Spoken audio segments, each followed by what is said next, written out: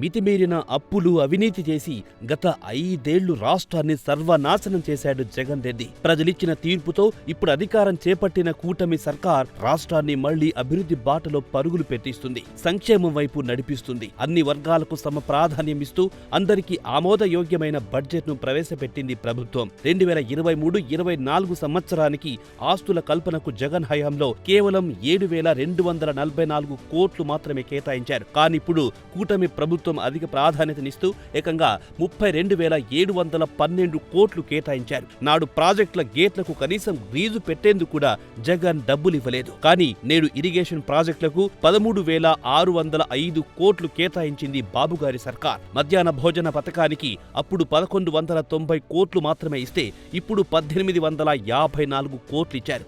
SC ఎస్టీలపై దాడులు చేసి హింసించిన జగన్ వారి సంక్షేమాన్ని గాలికొదిలేశాడు. బడ్జెట్తో తీవ్ర అన్యాయం